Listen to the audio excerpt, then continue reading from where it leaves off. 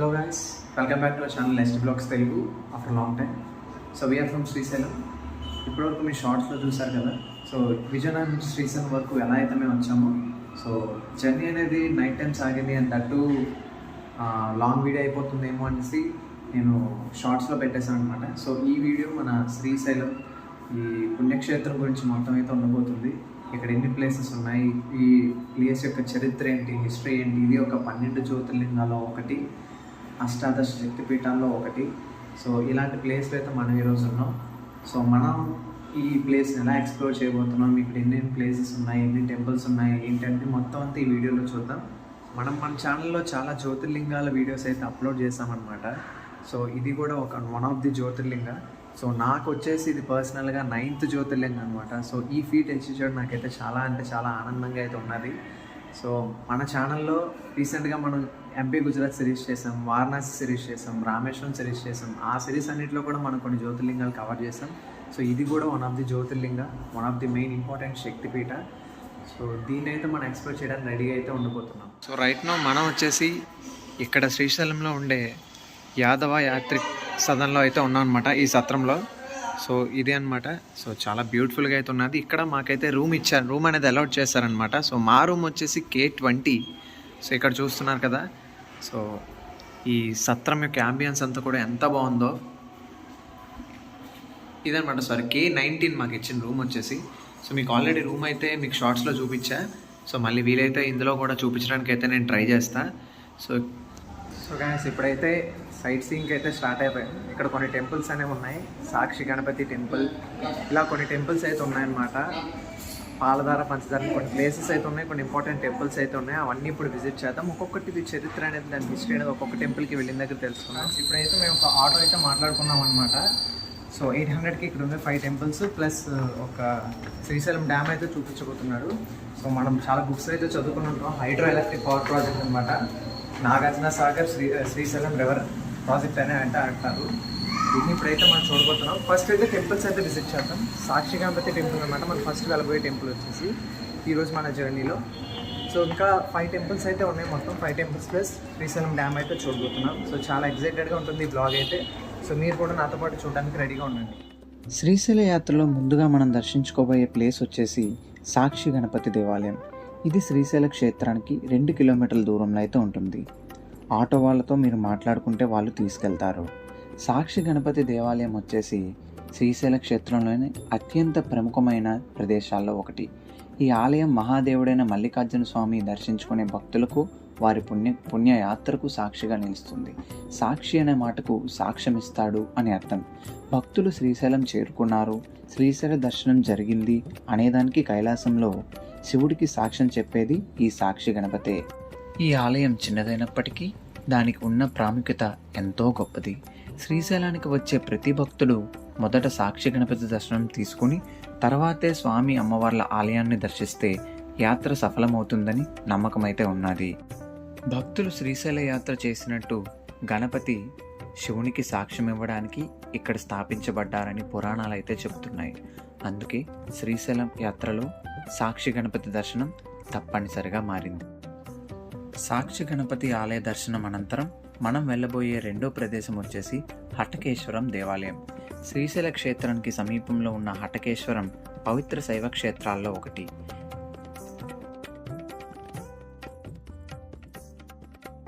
Back side చూస్తున్నారు కదా, అదే మనకి హటకేశ్వరం టెంపుల్ వచ్చేసి. ఈ టెంపుల్ యొక్క హిస్టరీ ఏంటంటే మన టెంపుల్ చూసుకొని మొత్తం వచ్చిన తర్వాత అయితే మాట్లాడుకుందాం.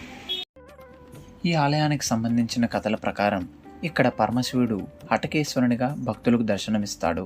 హటక అనేది బంగారాన్ని సూచించే పదం.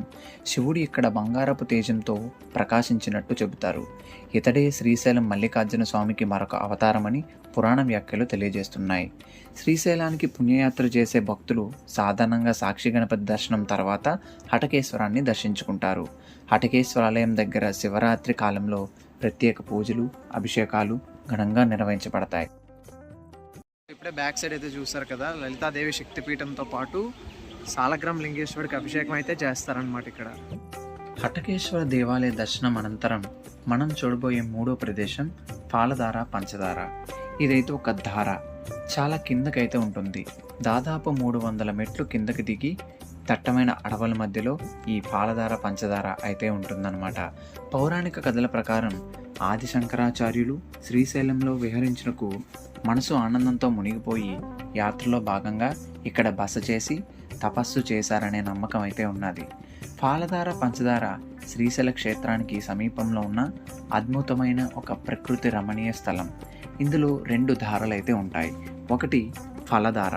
ఫలము అంటే తల, శివుని యొక్క తల నుంచి పడే ధార కాబట్టే దీన్ని ఫలధార అని, 5 పాయలుగా పారే ధార కాబట్టే దానికి పంచదార అని పేర్లైతే ఉన్నాయి. ఇక్కడ పర్వతం మధ్యలో నుంచి బండరాళ్ల మధ్యలో ఈ సన్నటి ప్రవాహం భక్తుల్ని ఎంతో ఆకట్టుకుంటూనే ఉంటుంది. ఈ ప్రదేశంలో ఉన్న జలవనరులు ఎండాకాలంలోనూ ఎప్పుడు 24 గంటలు అలా ప్రవహిస్తూనే ఉంటాయి. ఎక్కడి నుంచి ప్రవాహం వస్తుందో ఎవ్వరికీ తెలియదు. ఈ జలపు ప్రవాహాన్ని పవిత్రంగా భావించి భక్తులు శరీరానికి చప్పట్లుగా చల్లుకుంటారు.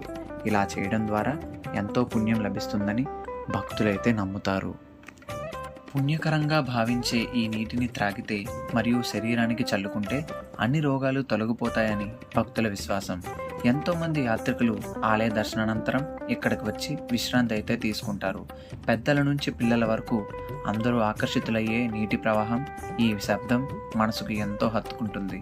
అందుకే శ్రీశైలానికి వెళ్ళే ప్రతి భక్తుడు కూడా తప్పకుండా ఈ పాలధార పంచదారను దర్శించి ప్రకృతి మహిమను ఆస్వాదిస్తూనే ఉంటాడు. చూస్తున్నారు కదా ఈ ధార ఎలా అయితే పడుతుందో, ఇదే మనకు వచ్చేసి ఫలధార, 5 పాయలుగా పారేదే పంచదార.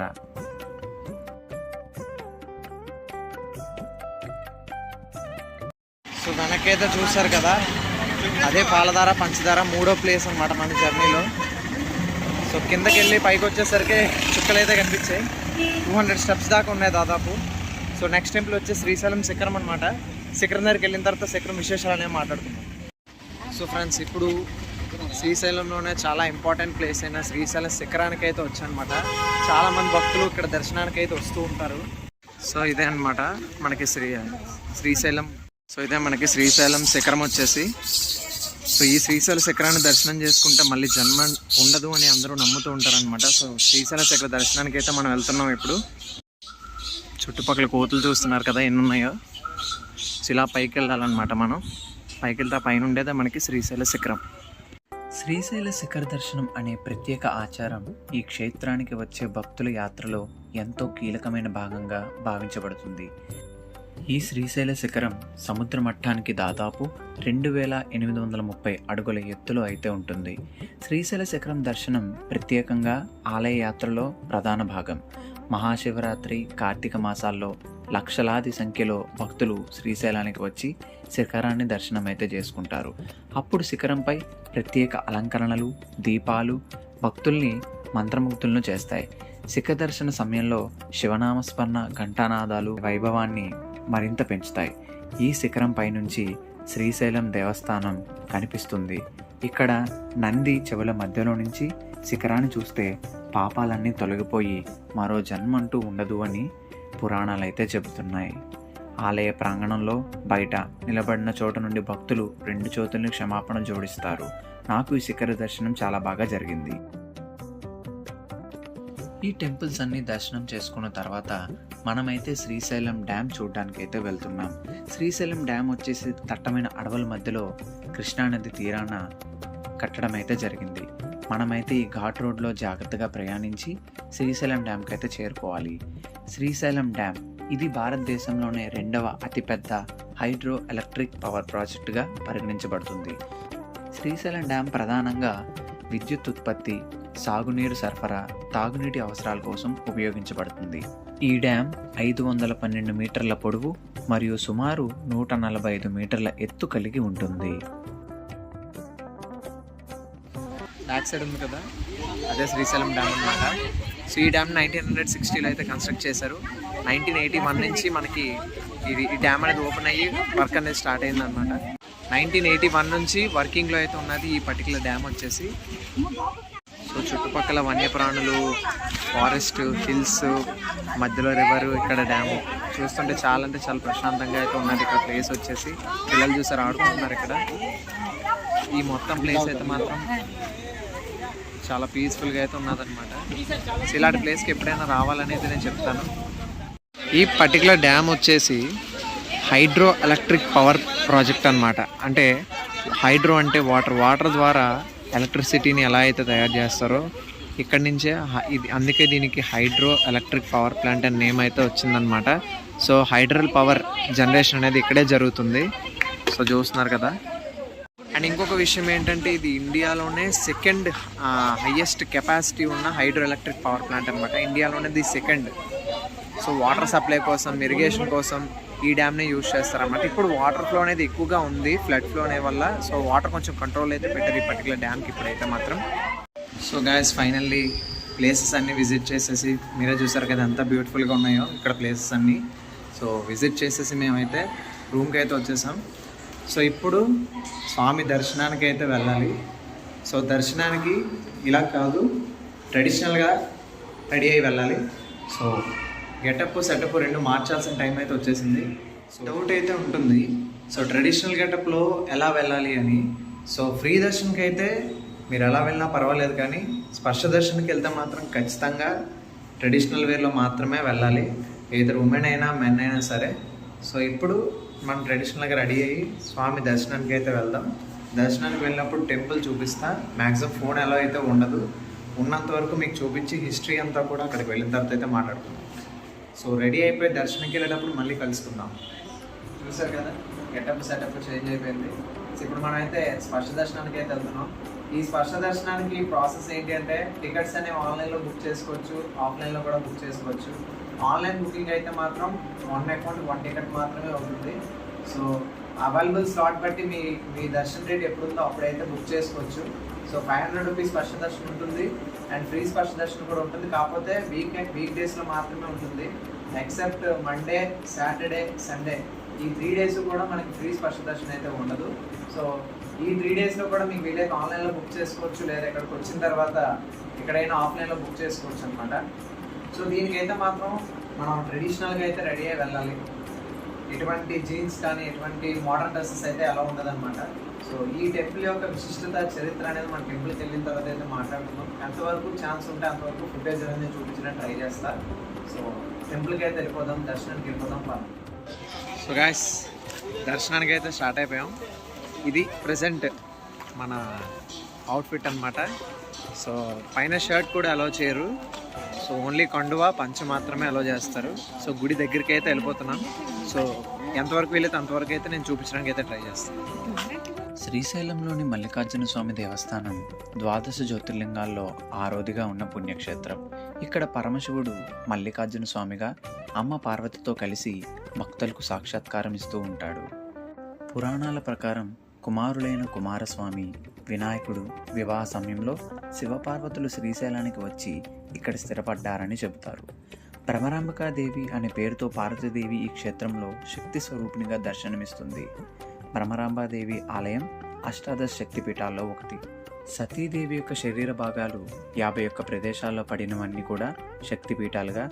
అందులో 18 అష్టాదశ శక్తిపీఠాలు ఉన్నాయి. అందులో ఒకటి ఈ శ్రీశైలం. ఇక్కడే సతీదేవి యొక్క కంఠం పడిందని అయితే చెప్తూ ఉంటారు. ఇది శివశక్తి క్షేత్రంగా విరాజిల్లుతూ ఉంది. ఎందుకు అంటే శివుడు మరియు ఆదిశక్తి ఒకే ప్రదేశంలో దర్శనమిస్తూ ఉంటారు కాబట్టి. అదే ఓం నమః శివాయ. సో మా దర్శనం అయితే కంప్లీట్ అయిపోయింది. సో దర్శనం అయితే చాలా అంటే చాలా బాగా జరిగింది. లిటరలీ నాకు స్పర్శ దర్శనంలో ఎప్పుడైతే లింగాన్ని ముట్టుకున్నానో నాకు తెలియకుండానే నాకు టీయర్స్ అనేవి వచ్చేసాయి అనమాట. So it was a very very very special Darshan for me.